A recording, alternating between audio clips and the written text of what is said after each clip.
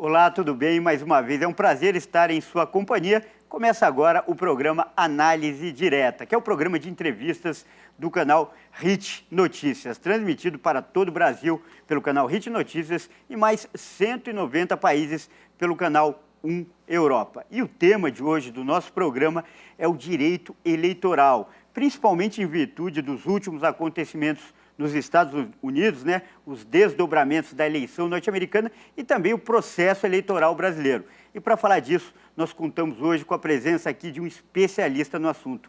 Ao meu lado, o doutor Acácio Miranda, que é advogado, especialista e professor em direito eleitoral. Doutor Acácio, primeiro agradecer a gentileza por aceitar nosso convite e estar aqui nos estúdios da HIT em São Paulo para falar desse tema tão importante, que interessa não só ao brasileiro, mas ao mundo todo nesse momento, né, doutor? Sem dúvida. Em primeiro lugar, Kleber, é um grande prazer estar ao seu lado e ao lado dos nossos queridos telespectadores, principalmente para tratarmos de um tema interessantíssimo como esse. Tão interessante, né, doutor, que antes de começar o programa, a gente estava comentando aqui, conseguiu superar até a pandemia. Hoje, praticamente pouca gente tem falado de pandemia, tamanha a repercussão das eleições dos Estados Unidos e esse clima pré-eleitoral também das eleições do Brasil, né, doutor? Sem dúvida nenhuma. Primeiro porque a política nos últimos anos tem despertado ou tem aflorado a paixão das pessoas, o que é um aspecto positivo. Em segundo lugar, por uma questão histórica que nós comentávamos há pouco. Os Estados Unidos têm a democracia mais sólida, mais antiga do mundo, pelo menos da forma como eles ponderam. Então, isso também causa bastante perplexidade nas pessoas, essa confusão, toda essa discussão, toda essa dificuldade para que seja declarado o resultado. Em terceiro lugar, por uma questão de importância internacional. Os Estados Unidos ainda são a principal economia do mundo e o resultado das eleições norte-americanas pode refletir em todos os países, por conta da já mencionada questão econômica e por conta de uma série de outros fatores. Não à toa todas essas discussões. Bom, eu queria começar indo direto ao ponto central, ao problema. Por que os Estados Unidos registram tantos problemas? É recorrente as eleições lá acabarem em denúncias, enfim, o resultado ser postergado.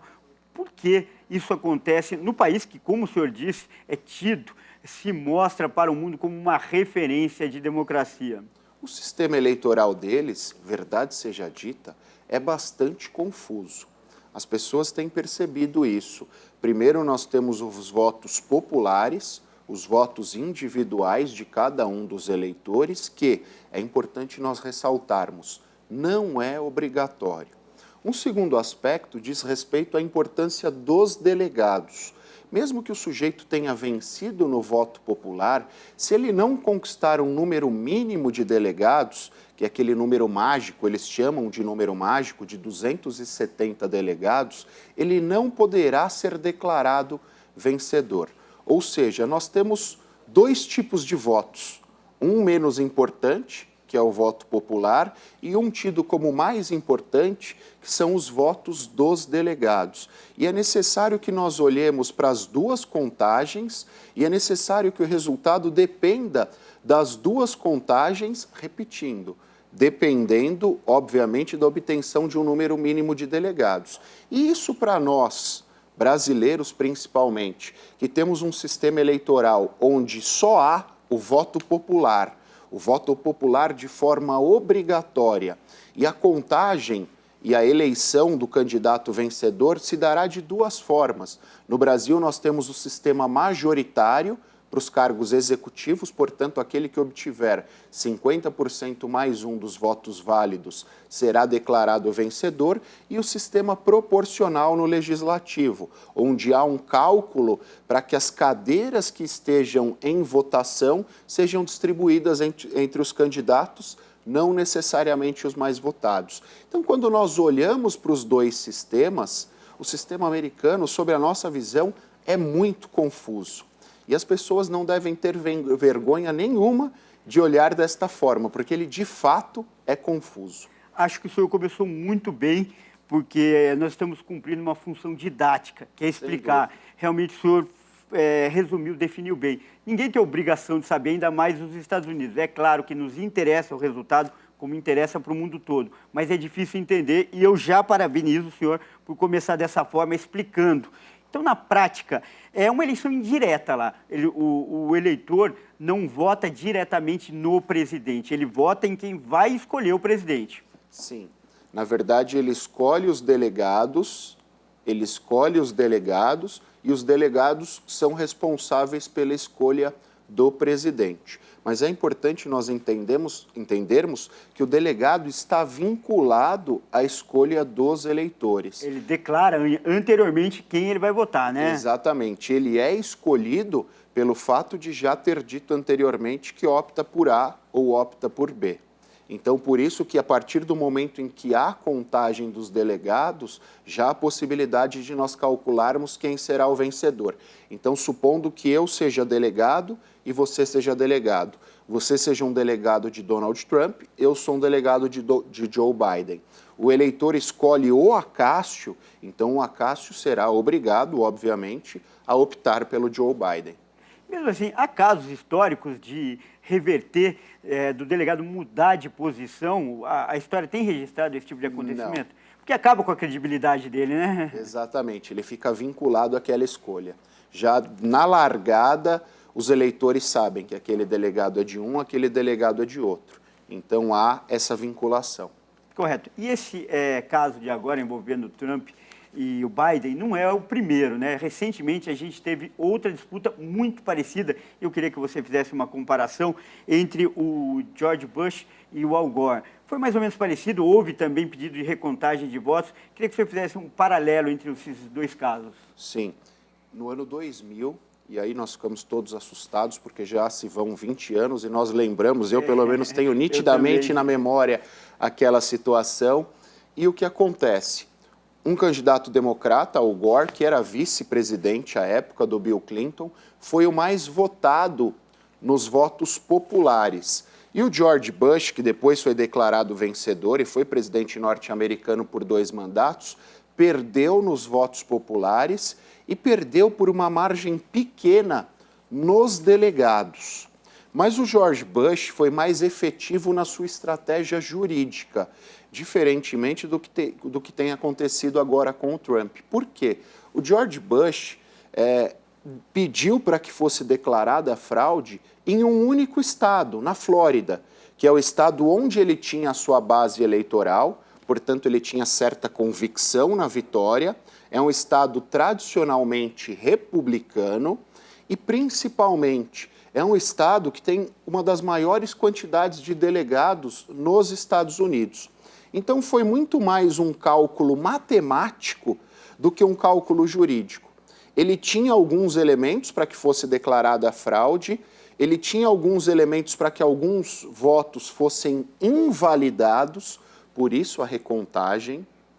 Então, ele disse o seguinte, olha, há um problema na Flórida, alguns votos precisam ser invalidados, a justiça determinou a recontagem, determinou a invalidação daqueles votos e, a partir daí, o George Bush reverteu o resultado exclusivamente na Flórida. Mas com a reversão do resultado na Flórida, ele alcançou uma maior quantidade de delegados.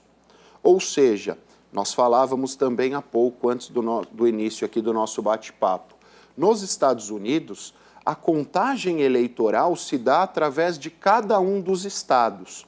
No Brasil, um candidato à presidência quer que as eleições sejam declaradas inválidas. Ele promove uma ação em Brasília, perante o Tribunal Superior Eleitoral. E este resultado será tido como inválido em todo o território nacional.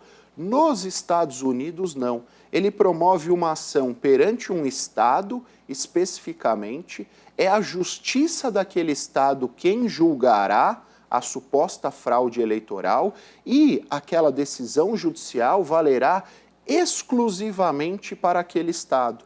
Portanto, aquela decisão só levará a recontagem naquele estado.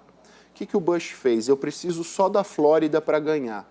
Na Flórida existem elementos mais contundentes, mais factíveis de fraude. Então é lá que eu vou discutir judicialmente. E no final das contas, é até uma piada que se tem nos Estados Unidos, que foi em 2000, foi a Flórida, por si só, quem determinou quem seria o próximo presidente norte-americano, porque o resultado judicial da Flórida acabou reverberando por todo o país, afetando o resultado do resto do país. Mas o Bush foi cirúrgico nessa estratégia, né? Primeiro, ele já avaliou um local, um terreno ali que era tradicionalmente de eleitorado dele, e também havia indícios de problema. Ele não precisava nem que os problemas fossem concretizados, evidente, materializados, mas bastavam os indícios para ele pedir a recontagem. Sem dúvida nenhuma. E mais do que isso, e aí nós entramos na esfera das suposições. À época, o governador da Flórida era o Jeb Bush, que é irmão dele. E diferentemente do Brasil, onde os juízes são escolhidos através de um concurso público, nos Estados Unidos, os juízes são eleitos em alguns estados, em outros estados eles são escolhidos pelo próprio governador. E no caso da Flórida, nós temos um sistema misto, onde parcela deles é eleita pelo voto popular e estes mais votados são escolhidos pelo governador. Então, à época, muitas pessoas disseram que aquela própria decisão judicial foi tendenciosa, a declaração de fraude foi tendenciosa, mas a gente tem que dar o braço a torcer também. A democracia norte-americana é tão consolidada que, apesar de todas essas discussões, os norte-americanos aceitaram o resultado. Eles disseram, o jogo é esse, as regras são essas, ele jogou em conformidade ao jogo, portanto, será o próximo presidente da República. E por falar em regras, esse nome Estados Unidos da América não é por acaso, né? Lá os estados realmente têm força.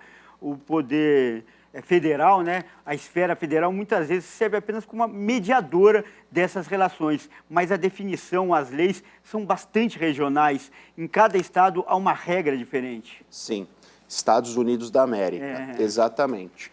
Lá há um regime federativo, com a diferença que nos Estados Unidos a federação, o regime federativo, funciona de fato. Funciona no seguinte sentido: a União, o poder central, tem três prerrogativas, três funções principais: as relações internacionais, a gestão da economia e a gestão da saúde de forma pontual. Ao passo que todas as outras prerrogativas, todas as outras atribuições ficam a cargo dos 51 estados. Um exemplo, para que o nosso telespectador possa ter em conta como funciona o sistema norte-americano. Nos Estados Unidos, cada estado tem autonomia a ponto de determinar as suas leis penais, as suas leis civis e assim sucessivamente, diferentemente do Brasil, onde nós temos um Código Penal nacional e um Código Civil nacional. Não à toa, em determinados estados norte-americanos, a maioridade penal é alcançada aos 12 anos, como é o caso da Califórnia, e em outros a maioridade penal é alcançada aos 18 anos, como é o caso de Nova York, porque os estados têm esta prerrogativa, têm esta liberdade.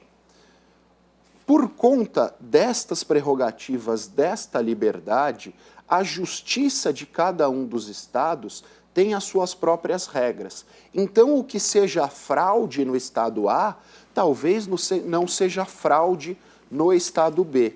E é isso quem vai determinar o resultado das eleições nacionais. Por isso que o Trump ainda tem tido um pouco de dificuldade em obter êxito nas ações judiciais promovidas por ele.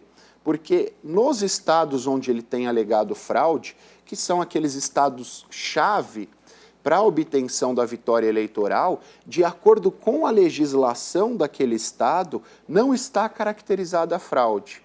Então, essa peculiaridade federativa norte-americana também é essencial para a obtenção do resultado. Mais ou menos como nós dissemos quando olhamos para o caso do Bush. Foi uma lei estadual que acabou levando à obtenção do resultado e a decretação do Bush como presidente. e agora, naquele momento, para a alegria dos republicanos, e agora, neste momento, para a infelicidade dos republicanos, o sistema funciona desta forma. Legal. A doutora Cássia acabou de falar sobre essa alegação de fraude que o atual presidente Donald Trump fez e o que o mundo espera hoje é ver se ele vai conseguir materializar, provar isso. Mas será que há indícios mesmo de fraude, pelo menos da gente que está vendo aqui, de um especialista que está aqui ao meu lado? Isso o doutor Cássia vai responder, vai dar a opinião dele no próximo bloco. Portanto, não saia daí.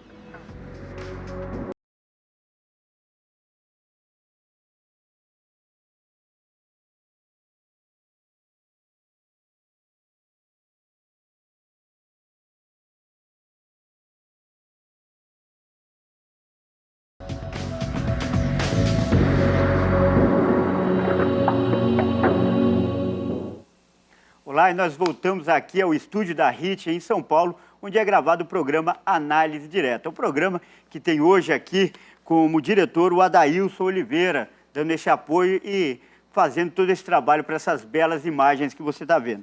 O tema de hoje, como a gente já vem falando, é o sistema eleitoral, especialmente o sistema eleitoral norte-americano, que hoje o mundo coloca em xeque, o mundo acompanha, né, para ver os próximos acontecimentos. E quem está falando sobre esse assunto, nosso convidado está aqui, o especialista, o doutor Acácio, que é advogado, né, especialista em direito internacional também, né, doutor? E direito eleitoral, e além de professor. No último bloco, a gente estava falando sobre essas peculiaridades, essas diferenças de leis nos estados. E a recontagem, que agora está em foco, está em evidência pós-votação nos Estados Unidos, ela pode ser feita de duas formas, automática ou solicitada. Mas isso também vai variar de cada estado. Queria que o senhor explicasse como é que funciona essa recontagem de votos. Sim, existem dois sistemas que você bem ponderou, variam de estado para estado, depende da legislação de cada um dos estados. E os sistemas são o tema automático e o sistema solicitado. Em relação ao automático, funciona da seguinte forma: lá há a constituição de uma comissão eleitoral, é esta comissão responsável pela condução das eleições, diferentemente do que acontece no Brasil, porque aqui nós temos uma justiça eleitoral. E essa comissão eleitoral, entendendo que há fraude, que existem indícios de fraude, ou até que o resultado é bastante próximo, bastante parelho, eles podem determinar a recontagem de ofício. A comissão se reúne de forma colegiada, eles determinam a recontagem. Em outros estados, ela depende de uma solicitação da parte interessada, que normalmente a parte interessada é o candidato que está sendo derrotado nas eleições. Ele apresenta indícios de fraude, ele diz que a eleição supostamente foi fraudada por esta ou por aquela razão, e a partir daí o Poder Judiciário, neste caso é necessária a análise do Poder Judiciário, analisa os indícios de fraude e, caso o Poder Judiciário entenda pela existência da fraude, o Poder Judiciário determinará à comissão julgadora a realização de nova contagem. São as duas espécies que nós temos nos Estados Unidos, que, mais uma vez, por conta deste regime federativo clássico, depende de estado para estado. E até o presente momento, o atual presidente Donald Trump não encontrou nenhum estado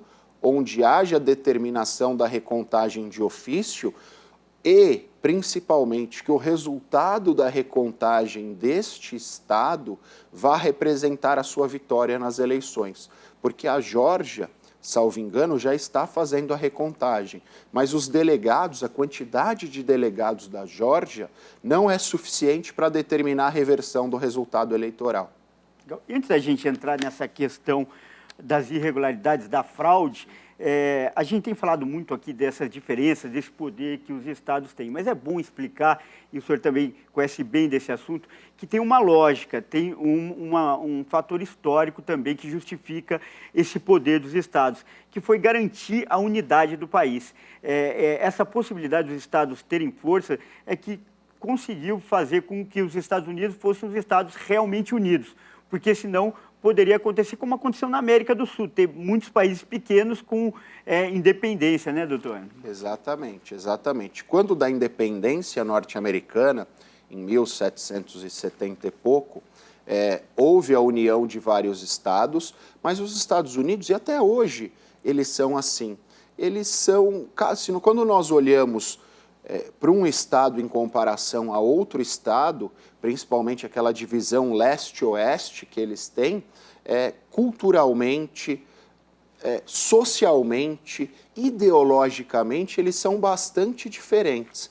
Para que não houvesse essa fragmentação, foram dadas várias prerrogativas, foi dada muita força a cada um dos estados.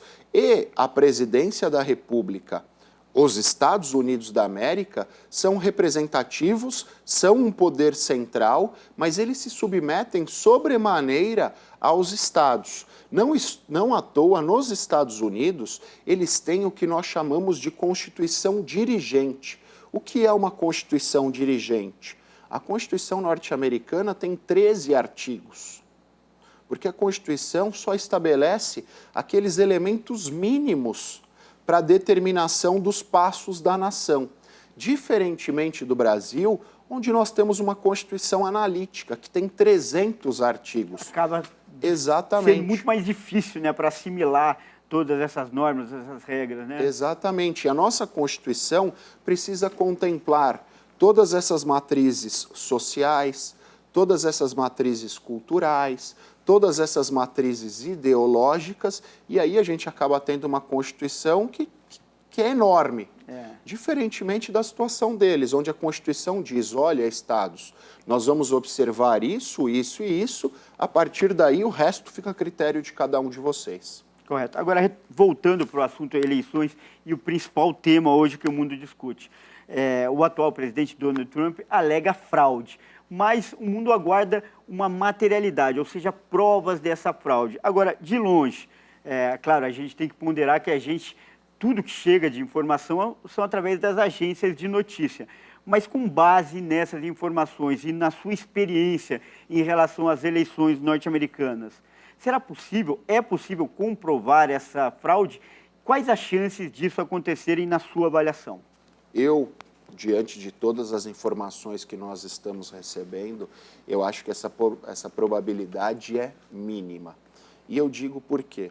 O Donald Trump é alguém bem instruído, bem assessorado, ele obviamente tem condições de contratar os mais habilidosos e talentosos advogados norte-americanos e, independentemente de todas estas possibilidades, até o presente momento ele não teve êxito nas ações promovidas.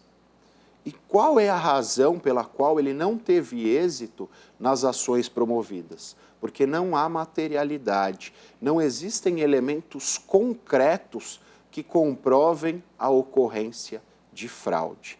Nós precisamos dar o crédito ao Trump por conta da sua habilidade, a sua habilidade principalmente retórica, através do Twitter. Ele tem conseguido manter a chama acesa, independentemente das derrotas judiciais, ele mantém a discussão, ele mantém a chama acesa, ele mantém os republicanos apostos, fazendo manifestações, mas muito mais por conta da sua capacidade retórica do que por conta da existência de elementos concretos. Óbvio, nós sabemos que o jogo político depende dessa retórica, depende dessas discussões, depende de uma série de fatores, mas neste momento o resultado das eleições está nas mãos do judiciário. E o judiciário, independentemente de qualquer circunstância, analisará elementos técnicos, elementos jurídicos embasados em provas de materialidade. E essas provas de materialidade ao que parece, não existem. Então, acredito que a probabilidade de êxito é bastante pequena, sem contarmos o fator que já mencionamos. De nada adianta ele obter êxito em estados onde o número de delegados não seja suficiente para alterar o resultado das eleições. Mas e até onde pode chegar essa estratégia dele, então? Ele faz essa mobilização popular, não só popular, o mundo também. Haja vista que alguns líderes também não reconheceram a vitória do adversário dele. Até onde pode chegar? Qual é a eficiência prática dessa estratégia? Ele joga com a fragmentação ideológica norte-americana. Nos Estados Unidos, eles adotam o bipartidarismo. Nós temos os republicanos e os democratas. Existiram inclusive nestas eleições, outros candidatos à presidência, mas eles tiveram um número mínimo de votos e eles não são capazes de fazer valer a sua ideologia de forma a movimentarem uma grande quantidade de pessoas. Essa fragmentação ideológica em duas frentes faz com que os republicanos, independentemente das circunstâncias, independentemente da ausência de provas, ainda se sintam legitimados a discutirem o resultado das eleições. E o Trump vai fomentando isso. Então, nós temos manifestação nas ruas, nós temos pessoas discutindo, até através da mídia norte-americana, que a mídia norte-americana também é fragmentada ideologicamente, e eles o fazem de forma assumida, eles não escondem isso de ninguém. Então, a mídia republicana tem batido bastante no resultado das eleições. Eu confesso que, em termos práticos, isso não dará em nada. Ele quer criar o caos, porque o caos é bom para ele lida muito bem no caos. Ele trabalha bem no caos. E ele tem mantido o caos por conta disso. Mas eu acho que o resultado prático não existirá. Repito, a democracia norte-americana é tão consolidada, tem quase 3 séculos, que no final das contas o Biden será empossado, talvez o Trump não vá à posse, pela primeira vez na história não transmita o poder ao seu sucessor, mas será muito mais um problema de educação, um problema de aquelas peculiaridades do cargo, não me vem à cabeça o termo agora, mas do que prática propriamente. A democracia vai vencer no final das contas. Ele seria beneficiado com dividendos políticos, de sair o injustiçado, o que foi roubado no jogo, mais ou menos isso. Exato. Os dividendos dele, estendendo essa discussão, seriam mais políticos, então. Exato, com a peculiaridade que nos Estados Unidos, se ele for presidente, reeleito ou não, ele não poderá mais disputar outro cargo eletivo. Então, ele só terá o seu nome na história. Ele só terá o seu nome na história. Diferentemente do Brasil, onde o sujeito pode ser eleito, reeleito, passados 4 anos ele pode ser candidato novamente, inclusive ao cargo de presidente da República, lá não. Lá, uma vez presidente, reeleito ou não, ele não poderá mais disputar qualquer outro cargo eletivo. Então, a carreira política do Donald Trump termina aqui. Você citou também essa possibilidade dele não comparecer a uma cerimônia, não transmitir o cargo. E algumas agências internacionais, inclusive de renome, já até aventavam, especulavam sobre a possibilidade dele se recusar a transmitir o cargo e quais seriam as implicações. Um fato, claro, improvável, até considerando essa história da democracia norte-americana. Mas, nesse caso, o que poderia acontecer?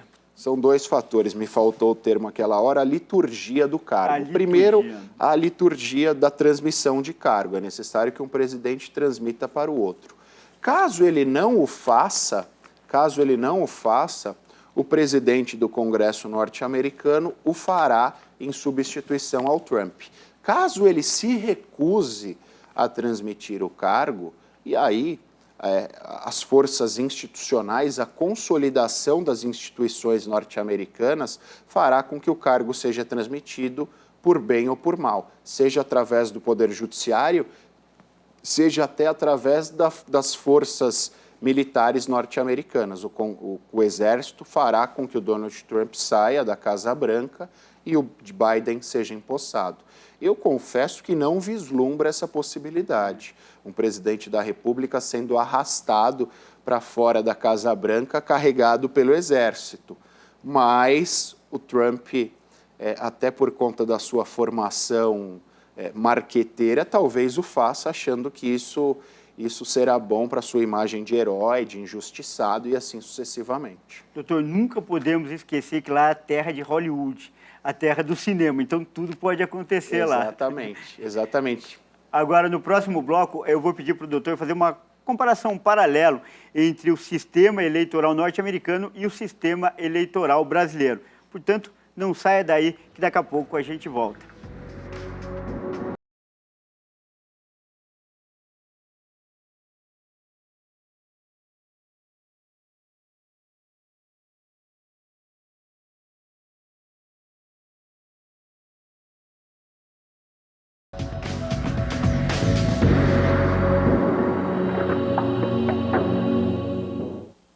Nós estamos de volta com o terceiro e último bloco do programa Análise Direta, que é gravado aqui no estúdio da RIT em São Paulo e transmitido para 190 países pelo canal 1 Europa e também para todo o Brasil pelo canal RIT Notícias. Hoje nós estamos falando de eleições, de sistema eleitoral, principalmente dos Estados Unidos, onde o mundo todo acompanha o desdobramento dos fatos pós-eleição e agora a apuração, a confirmação, né, doutor, da vitória do candidato da oposição, até então da oposição, que deve ser confirmada como o senhor está prevendo, né, doutor? Sem dúvida nenhuma. Falamos bastante nos blocos anteriores, a probabilidade da reversão do resultado das eleições norte-americanas é mínima. É mínima. É mínima, é mínima. Seria necessária uma estratégia muito bem arquitetada por parte do Trump em atacar aqueles estados-chaves onde há a possibilidade da recontagem de votos determinar o resultado favorável a ele, Donald Trump, mas, ao que parece juridicamente, discutíamos isso também, ele não o conseguirá. E, diante disso, se ele não conseguir reverter a Geórgia, a Pensilvânia, o Arizona e Nevada, ele dificilmente terá êxito no resultado.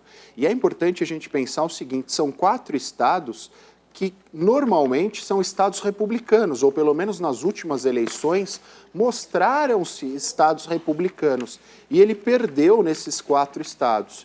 Então, legitimamente, o discurso dele já está enfraquecido quanto à questão da fraude e quanto à questão da vitória eleitoral. Agora, mesmo assim, tem surtido efeito, não só nos Estados Unidos, como no resto do mundo. Haja vista que o presidente brasileiro, Jair Bolsonaro, não reconheceu de imediato a vitória do adversário dele, do Biden. E assim como presidentes da Rússia, também da China e da Turquia, foi o último que demorou a fazer, mas acabou confirmando. Ou seja, surtiu um certo efeito na comunidade internacional.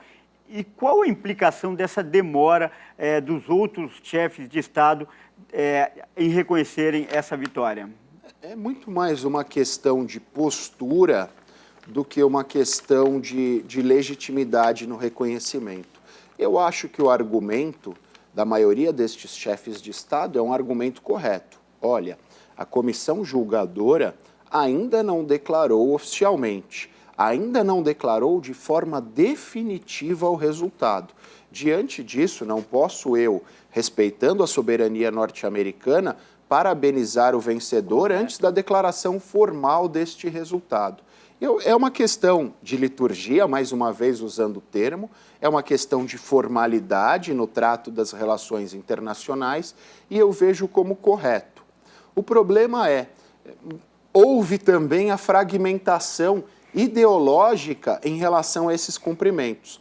Aqueles países que ideologicamente estavam mais próximos ao Joe Biden, independentemente da declaração formal do resultado, já emitiram manifestações o parabenizando pela vitória. Ao passo que aqueles líderes ou aqueles países que estejam mais próximos ideologicamente do Trump aguardam a declaração formal. O que era para ser uma formalidade no trato entre países acabou virando também, mais uma vez, uma discussão ideológica. Agora, eu queria aproveitar também a sua presença aqui para explicar para o telespectador algumas questões que são difíceis de entendimento, porque não fazem parte da nossa realidade, principalmente das nossas eleições. Primeiro, o voto pelo correio, que demora, implica um pouco na demora da apuração e também, para quem não conhece, como nós brasileiros, a gente encara até com uma certa desconfiança, falta, vamos dizer, segurança na apuração. Queria que o senhor comentasse primeiro o voto pelo correio. Sim. Para nós comentarmos o voto pelo correio, é importante nós olharmos para dentro da nossa própria casa. O sistema eleitoral brasileiro é referência no mundo todo. As nossas urnas eletrônicas, gostemos ou não delas, são referência no mundo todo. Não à toa, uma eleição presidencial brasileira tem o seu resultado declarado após 2 horas, a bem da verdade agora 3 horas por conta do fuso horário. A dificuldade maior hoje é o fuso horário e não a apuração em si. E nos Estados Unidos nós temos todo esse imbróglio que demora semanas, por vezes até meses. Nós temos na história apurações que demoraram meses. E, por mais que algumas pessoas também aleguem a insegurança da urna eletrônica, eu acho que o voto pelo correio, o voto à distância, é ainda mais inseguro. A própria contagem manual, por si só, é mais insegura.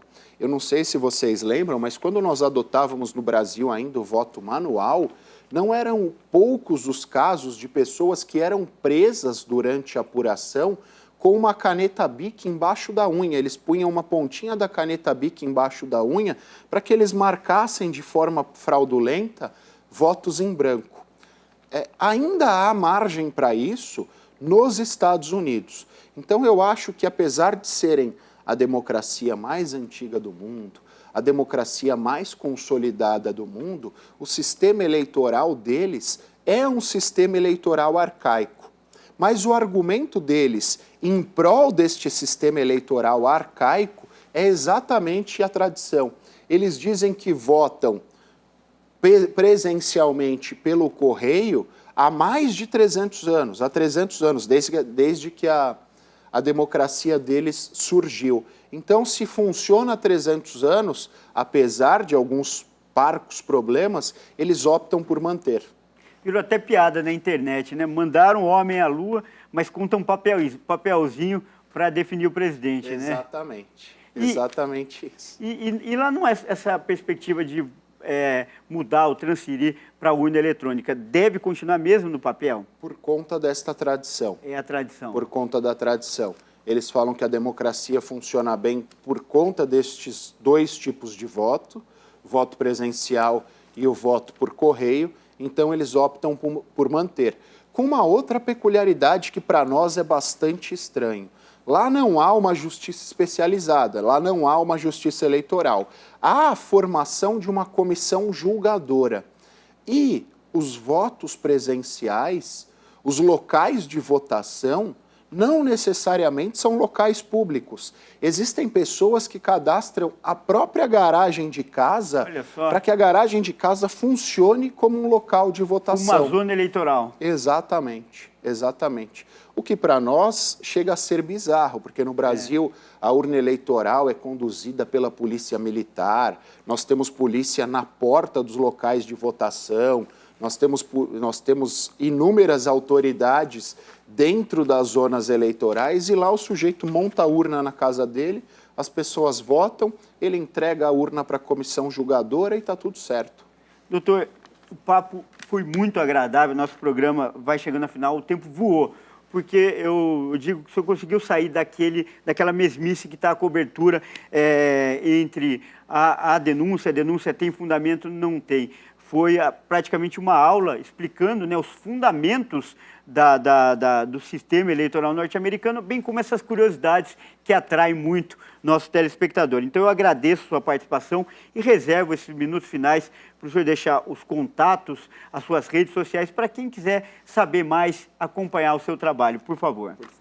Kleber, em primeiro lugar, sou eu quem agradece pelo convite, pela gentileza. É sempre um prazer estar ao lado de vocês. E as minhas redes sociais são Instagram, Acácio Miranda, Acácio com C, A-C-A-C-I-O, e no Facebook, professor.acácio Miranda. São essas as minhas duas principais redes sociais.